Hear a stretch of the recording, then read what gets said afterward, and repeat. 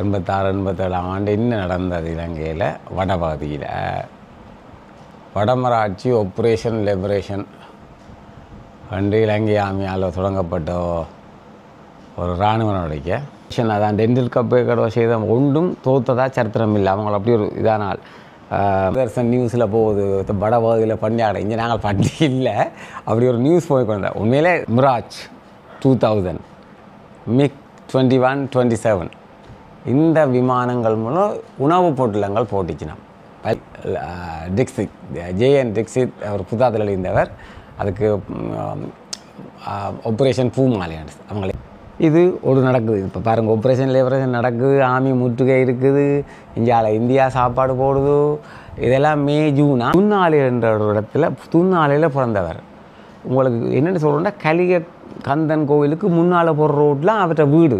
Training master சுக்லாவாக இருக்கலாம், இல்லை வேறு யாரோ அண்ணன் அவங்க கூட போகிறது, பின்னுக்கு இருக்கிற முன்னுக்கு இருக்கிற என்ன சேர்க்க சொல்லி அவங்க என்ன சேர்க்க இல்லை.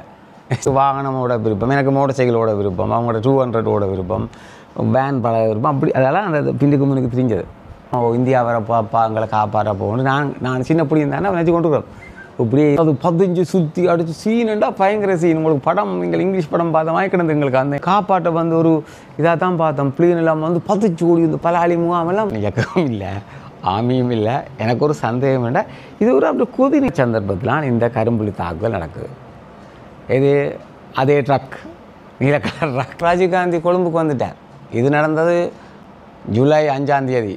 அதை மில்லட் கரும்புலி தலை ஆமி பிடிச்சிட்டாங்க. வடமராட்சின்றது உங்களுக்கு ஒன்று நினைக்கணும். இயக்கத்தின் முதுகெலும்பு முந்தி பார்த்தீங்கன்னா வடமராட்சி பேச்சுவார்த்தை நடக்குது. இலங்கை இந்திய ஒப்பந்தம் காய்ச்சாத்திடப்படுகிறது.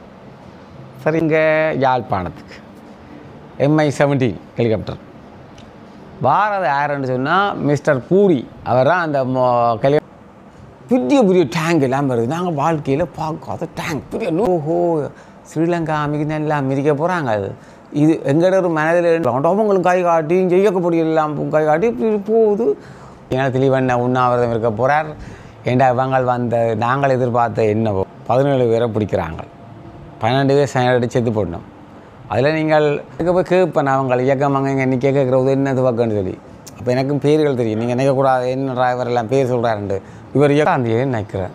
தலைவர் அறிவிக்கிறார், இந்திய இராணுவத்துடன் போர். கோப்பாயில் பெண் போராளி முதல் பெண் போராளி சாகரா. சண்டை இத்தாலியன் போர் பிளேன் விழுந்த இயக்கம் சுட்டு விழுத்தினது.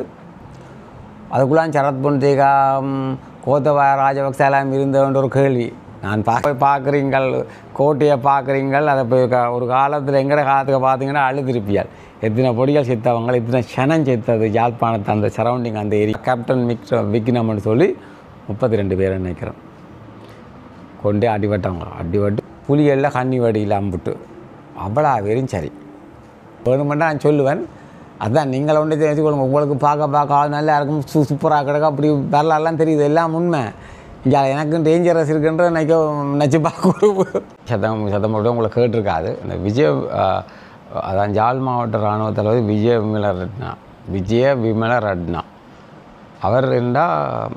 அவர் சொன்னது என்னென்னா, தங்களோட எதிரி தங்களுக்கு இந்த ஆப்ரேஷனில் தாங்க போயிருக்க முதல் படியே தங்களுக்கு கண்ணுக்கு விழலாம். முதல் படியே அது மாதிரி இது பலமான அந்த புலிகளை அப்படி சொல்கிறார். தண்ட இராணுவத்தினருக்கு மிகவும் அவதானமாக இந்த நடவடிக்கை செய்யணும்னு சொல்லி அந்த ஒரு பேட்டியில் சொல்கிறார். அதே மாதிரி கொப்பேக்கடுவா அவர் ஒரு முந்தி டென்சில் கொப்பேக்கடுவா அவர் முந்தி போலீஸில் இருந்து இராணுவத்தில் வந்து ஒரு புறமையான அதிகாரி. அப்போ அவர் சொல்கிறார், அவர் எங்கேயும் போய் இலங்கையில் நடந்த முழு ஆப்ரேஷன் அதான் டெண்டில் கப்பை கடவை செய்த ஒன்றும் தோற்றதா சரித்திரம் இல்லை. அவங்கள அப்படி ஒரு இதானால் அவரை பற்றி சொல்கிறேன். அப்போ இப்படி தான் அந்த ஆப்ரேஷன் லெவல் வந்தது. அவங்க சக்சீட்டாக இங்கே ஆனால் வந்துட்டாங்க. இங்கே நெல்லியடி முள்ளி இங்கால ஆனர்கள் வந்து இடையில் ஒரு சுற்றி வளைப்பு. இப்போ எனக்கு இந்தியாவில் இது போகுது, நியூஸ் போகுது, வடபகுதியில் பட்டினியாக கிடக்கு அங்கே சொல்லிட்டு இப்போ நாங்கள் இப்படியே இருக்க இந்தியாவில் இந்த நியூஸ் வருது, இந்திய இராணுவம் வரப்போண்டே என்னென்னா அங்கே தூரதர்சன் நியூஸில் போகுது வடபகுதியில் பண்ணியாட இங்கே நாங்கள் பண்ணி இல்லை அப்படி ஒரு நியூஸ் போய் கொண்டேன். உண்மையிலே சாப்பாடு சப்ளை எல்லாம் குறைவு தான், சாப்பாடு சாமான் சப்ளை இப்படியே போய் கொண்டிருக்கு.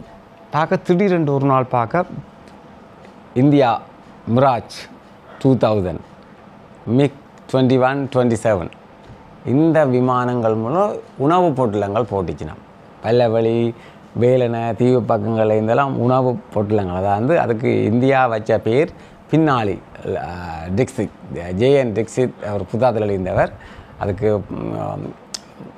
ஆப்ரேஷன் பூமாலையாண்டு அவங்க ஏற்கனவே அது ஒரு ராஜீவ்காந்தி வந்த அப்புறம் ஒரு பிளான் வச்சுருந்தாங்க. இலங்கைக்கு இப்படி இராணுவத்தை அனுப்புவோம். அப்புறம் ஒரு பிளான் வந்து மறைமுகமாக இப்போ சாப்பாடெல்லாம் போட்டு போயாச்சு. அந்த சாப்பாடு உண்மையாக வடபகுதியில் இந்த அந்த காலத்தில் இந்த சனத்துக்கு போதுமானதில்லை. ஒரு சாதாரண சாப்பாடு எங்களுக்கு ஒரு உத்வேகம், சந்தோஷம். நானெல்லாம் ஃபுல்லாக தான் பள்ளிக்கூடப்படியும் தானே வந்து சாப்பாடுகளை போய் ஓடி போய் எடுக்கிறதுல சந்தோஷப்பட்டோம்.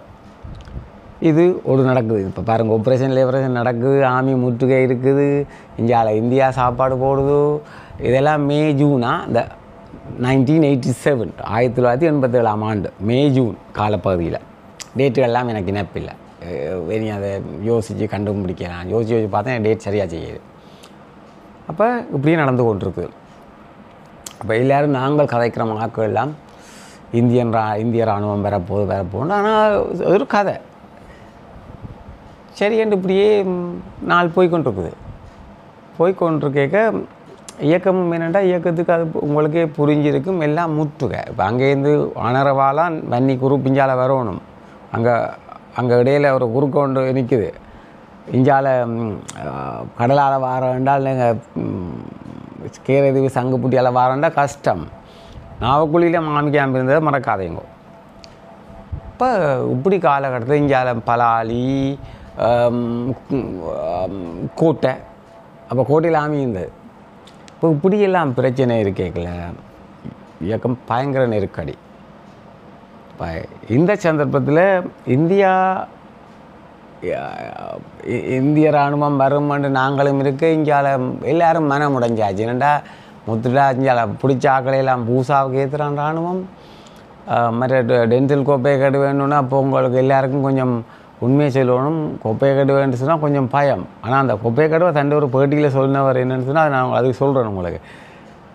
அவரும் இப்படித்தான், அதாவது இயக்கத்தை குறைச்சி மதிப்பிடுறையில் ஒரு காலம். ஏன்னா டென்டல் கொப்பையை கடுவாக்கு கையில் ஒரு படி வச்சது ஒரு டென்டல் கொப்பையை கடுவை கூட குறைய வயதான ஒரு படியன் எங்கேன்னா ஆனரவிலேருந்து புதுக்காடு மட்டும் ஒரு ஆப்ரேஷன் செய்தவர். அந்த சாவச்சேரி பிடிக்க போகிறோம்னு வந்து இது 85-86 நடந்தது.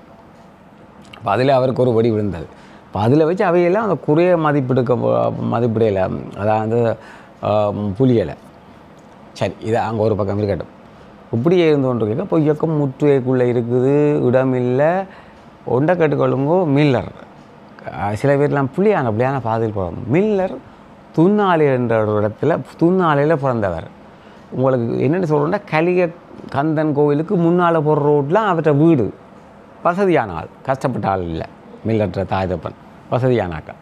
இப்போ நீங்கள் போய் யாரையும் கேட்கலாம், அவள் இருக்கணும் வசதியான ஆக்கள். ஏன் அதை வசதியான ஆக்கள்னு சொல்கிறோம்டா, சில பேர் நெப்பினம் வேண்டாம் அவர் வசதி இல்லாதவர் அங்கே எஞ்சிலண்டு. இது அப்படியெல்லாம் கிடையாது. மற்றது மில்லர் உள்ளூர் ட்ரைனிங் எடுத்தவர். அவர் இந்தியாவுக்கு போய் எடுத்தாரோன்ட்டு எனக்கு தெரியாது. சில நேரம் எடுத்துக்கலாம் இந்தியாவை. நான் அறிஞ்சவரை அவர் ஒரு உள்ளூர் ட்ரைனிங்காரர். நான் நினைக்கிறேன் ட்ரைனிங் மாஸ்டர் சுக்லாவாக இருக்கலாம், இல்லை வேறு யாரோ. அந்த இப்போ என்னத்துக்கு நான் இப்போலாம் தெரியுமென்னு நீங்கள் நினைக்கலாம். இவருக்கு என்ன இயக்கம் ஒன்று இல்லை. நான் சின்னனுக்கு எல்லாம் அவங்க கூட போகிறது, பின்னுக்கு இருக்கிற முன்னுக்கு இருக்கிற என்ன சேர்க்க சொல்லி அவங்க என்ன சேர்க்க இல்லை, சின்ன பொடி ஒன்று சேர்க்கலான்ட்டு சேர்க்கல. அப்போ அதனால் எனக்கு இந்த சின்ன விஷயங்கள் தெரியும். உங்களுக்கே தெரியும், சின்ன படிகளுக்கு வாகனமோட விருப்பம், எனக்கு மோட்டர் சைக்கிளோட விருப்பம், அவங்களோட 200 விருப்பம், வேன் பழக விருப்பம், அப்படி அதெல்லாம் அந்த பின்னுக்கு முன்னுக்கு தெரிஞ்சது. இன்னும் ஒன்று அதில் என்னென்னா, முன்னாடி இயக்கத்தின் அதாவது வெஹிக்கிள் வாகன வசதியெல்லாம் நீங்கள் பிற்காலம் மாறியில் இயக்கத்தில் இது வடமராட்சியிலே இருந்தது. ஒரு மஞ்சள் கலர், அப்போ சொல்கிற டெலிக்கா வேன் என்று சொல்கிற மஞ்சள் கலர். அது அதிகமாக இறந்த போராளிகளை கொண்டே வீடு கொடுக்குறதும் போராளிகளை டிரான்ஸ்போர்ட்டுக்கும் உண்டு. மஞ்சள் கலர் டெலிக்கா. பழைய வீடியோகளோ இல்லை பழைய ஆக்களை கேளுங்கோ. மற்றது ஒரு எல்ஃப் 150 மில்லர் வச்சு ஓடி திஞ்சது. ஒரு 4 200 மோட்டர் சைக்கிள் தளபதிகள் சூசை அவையவே ஓடி தீர்றது. மற்றது ஒரு டிராக்டர். மற்றபடி தேவை கண்டு ஆக்கள்கிட்ட வாங்கிட்டு போகிறோம். இதான் இயக்கத்தின் வாகன வசதி இருந்தது. இயக்கத்தின் துப்பாக்கியில் பார்த்தீங்கன்னா நீங்கள் நினைக்கக்கூடாது, இந்த கோல்சர்ன்னு சொல்லுவாங்க, இதெல்லாம் பட்டி இராணுவம் எல்லாம் கட்டியிருக்கும், அதெல்லாம் அப்போ இயக்கத்தில் கிடையாது. வெறும் சரம், ஒரு ஷர்ட்டு, ஒரு 32 ரவுண்ட்ஸ் அடிக்கக்கூடிய துப்பாக்கின்ற ரவைகள். அந்த நீங்கள் அந்த யோசித்து பார்க்கணும். அந்த காலத்தில் அவ்வளோ இயக்கத்தின் வளர்ச்சி. அப்போ இதான் நடந்தது. இப்போ எல்லாம் முற்றுக இங்கே ஒன்றுமே நடக்குது இல்லை. சனம் எல்லாம் பிடிச்சுன்னு விடுறாங்க. சனம் கொஞ்சம் பேரை கோவிலில் வச்சுருக்கிறாங்க. கியோ மாவட்ட சனம் ஒன்றும் ஊரில் இல்லை. இப்படியே போய்கொண்டிருக்க இந்தியாவில் எங்களுக்கு இந்த ஒரு சந்தோஷம், இந்தியா வர பாப்பா எங்களை காப்பாற்ற போகணும். நான் சின்ன பிடி இருந்தானே நினச்சி கொண்டுருக்கோம். இப்படியே இருக்குது. பார்க்க சாப்பாடு போட்டாங்களா அப்பாடா வரப்போகிறாங்க. என்ன சொல்லணும் உங்களுக்கு, மிராஜ் 2000 இந்தியான்ற ஓப்ளேன், மிக் 21, 27 இந்த 3 விமானம் வந்தால் சவுண்டுண்டா அப்படி ஒரு சத்தம். உங்களுக்கு சந்தோஷம் வேண்டாம். அது 15 சுற்றி அடித்து சீனுண்டா பயங்கர சீன். உங்களுக்கு படம் நீங்கள் இங்கிலீஷ் படம் பார்த்த மாதிரி கிடந்து எங்களுக்கு அந்த நேரம் இந்தியன்ற அந்த இதுவரைக்கும் சந்தோஷம். அப்போ இந்தியாவில் எங்களுக்கு வந்து பின்னாடி பிற்காலத்து எங்களுக்கு கொடுமை செய்ய போன எங்களுக்கு தெரியல. அப்போ நாங்கள் எங்களை காப்பாற்ற வந்து ஒரு இதாக தான் பார்த்தோம். பிளேன் எல்லாம் வந்து 10 ஓடி இந்த பலாளி முகாமெல்லாம் ஒரு சத்தம் சடாலாம் கப் ஷிப்பாக இருந்தாங்கன்றா இந்தியா வந்திருக்கண்டு வந்து சாப்பாடை போட்டு போயிட்டுது. அப்போ இலங்கை இராணுவத்தில் அதாவது யுத்த விமானம் ஒன்று இருந்தது. இந்த இத்தாலியன் மேக் சியாமா செட்டியன் அந்த ஃபோட்டோ போடுறதுக்கு தான் அந்த பேர் அதுதான் இருந்தது. அதாவது ஒரு குண்டு போடு பொம்பர் பிரபுவும் அது ஒரு பழைய விமானம். அந்த இதெல்லாம் இலங்கையில் அந்த யுத்த விமானம் ஒன்று இருந்த அந்த சூப்பர்சோனிக்கோ மிக் 27 இல்லை. சரி, அப்போ இந்த காலத்தில் அவங்க வந்து போட்டாங்க. இப்போ உங்களுக்கு ஒரு சந்தோஷம் வருவாங்க வேண்டும் பார்த்தா உடனே வரையில நாங்கள் எதிர்பார்த்தமாக இந்தியா வந்து இறங்க இல்லை. என்னடான்னு பார்க்க அப்போ இதில் எனக்கு ஒரு சந்தேகம், மரியாதை நான் இயக்கவும் இல்லை ஆமியும் இல்லை, எனக்கு ஒரு சந்தேகம் வேண்டாம். இது ஒரு அப்படி கொதிநிலையில் நிற்குது. இந்த கட்டத்தில் தான் மில்லட்டை கரும்புலி தாக்குதல் நடக்குது. மரியாதை முள்ளி நடுவில் மில்லட்டு சொந்த ஊர் துண்ணால் கலிகச்சந்தி அதை வீடு இங்கே நெல்லியடு தூரமில்லோ ஒரு 1/2 மைல் கூட இல்லை சென்ட்ரல் காலேஜ் அதெல்லாம் ஆமிக்காருண்ட அதுண்ட மெயின் பாயிண்ட். இங்கால முள்ளி அங்கெல்லாம் எல்லாம் ரவுண்ட். இந்த சந்தர்ப்பத்தில் இந்த கரும்புலி தாக்குதல் நடக்குது. இது அதே ட்ரக், நீல கலர் ட்ரக், அதையும் சொல்கிறேன் உங்களுக்கு. அந்த கரும்புலி தாக்குதல் நடந்து அந்த எல்ஃப் ட்ரக் தான் அதெல்லாம் போகுது எல்லாமே மில்லர்ன்ற இதில். அப்போ கதைச்ச கதை தான். உங்களுக்கு பழைய ஆக்களுக்கு தெரியுமாண்டா, முந்தி அந்த இயக்கத்தின் வெடிபொருளத்தை சொல்கிறோம். இந்த கேன் ஒன்றில் சக்கை என்று சொல்லுவாங்க. இந்தியாவில் இருந்து அது வாரது முந்தி போர்டில் ஒரு கேன் பயங்கர வெயிட்டாக இருக்கும். ஒரு 20 கிலோ ஈச், 20 கிலோ 18 கிலோ ஒன்று இருக்கும். அப்போ அதெல்லாம் அட்டிக்கு வெடி மருந்துன்ற அதுதான். அப்போ அது நீங்கள் நினைக்கக்கூடாது இப்போதே புதுசாக வந்த வெடிமருந்து வகைகள்னு சொல்லி. இப்போ கணக்கை நீங்கள் யூடியூப் பார்க்கலாம், கணக்க வெடிமருந்து ரகங்கள் இருக்குது. ஒரு கைண்ட் ஆஃப் RDX TNT அந்த கைண்ட் ஆஃப் வெடிமருந்து. இப்போதே வந்த பிளாஸ்டிக் வெடிமருந்துகள் இல்லை. அப்போ இதெல்லாமே ஏற்றி தான் உண்மையாக எங்களுக்கும் தெரியாது என்ன நடக்க போனங்களுக்கு தெரியாது. ஓட்டிக்கெல்லாம் படிக்க போனங்களுக்கு தெரியாது, இப்படியெல்லாம் நடக்கும்போதே தெரியாது. நாங்களெல்லாம் ஒரு விளையாட்டு படிக்கலாம், அந்த இடம் பயம் இல்லை, அதான் முக்கியம். இப்போ நான் நினைக்கிறேன் சின்ன பிள்ளைகள் அப்படி துணிச்சலாக போய்க்க நான் நினைக்கிறேன் நாங்களும் இப்படி தானே முந்தி இப்போலாம் எல்லாம் நடந்து வாழ்ந்துட்டு இருந்தாங்களான்னு சொல்லி. இதுதான் உண்மை. சரி, அப்படியே இருக்க இது இந்த ஒரு தாக்குதலும் நடக்க போகுதுன்னா இரவு. அப்போ ஒரு வெடி சத்தம் ஒன்று கேட்டு இந்த தாக்குதல் இன்னும் நடந்துட்டுது. எங்களை எல்லாருக்கும் இன்னும் நடந்துட்டு இப்படியே தான் நியூஸ் வழிகளெல்லாம் வருகுது. வந்தால் இதில் சொல்ல மறந்த என்னென்னு சொன்னால், இப்போ இந்த தாக்குதலை நீங்கள் ராசிக்கலாம். எனக்கு ஒரு சந்தேகம் இருக்குது. இந்த தாக்குதல் இந்திய அரசாங்கம் சொல்லி செய்த மாதிரி தான் ஆக்கள் கதை ஒன்று நடந்தது. ஏனெண்டா அடுத்த செகண்ட் ராஜீவ்காந்தி கொழும்புக்கு வந்துட்டார். இது நடந்தது ஜூலை 5ஆம் தேதி அட்ட மில்லட் கரும்புலி தாக்குதல். அடுத்தடுத்த கட்டமாக ராஜீவ்காந்தி ஜேஎன் டிஸ்தித் அவர் தான் இங்கே இந்திய எம்பசிடராக இருந்தவர். அப்போ ராஜீவ்காந்தி வந்தாச்சு. இங்கே இலங்கை இந்திய ஒப்பந்தம் ஒன்று தயார்படுத்தப்படுது. என்னென்று சொன்னால், இந்த தாக்குதல் ஒரு பேரம் பேசுகிற ஒரு சக்தியாக இருந்தது இந்தியா சைட்டுக்கு. ஏன்னா பாருங்கள், புலிகள் பாவம் ஸ்ட்ராங்காக இருக்கிறாங்க, அடித்து போட்டாங்க, இவ்வளோ இராணுவம் செத்து இருக்குது. அதெல்லாம் எங்கள் அந்த சும்மா சாதாரண மக்கள், நான் அந்த இயக்கம் இல்லை விளையாட்டு விடுவோம். அப்போ எங்களுக்கு சாதாரண மக்களுக்கு அப்படி சந்தேகம் இருந்தால், ஆனால் இயக்கம் தங்களுக்கு இது அடிக்கணும் அடித்து அவங்களுக்கு வெற்றி, அவங்களுக்கு இயக்கத்துக்கு அது வெற்றி, இராணுவத்துக்கு அது தோல்வி.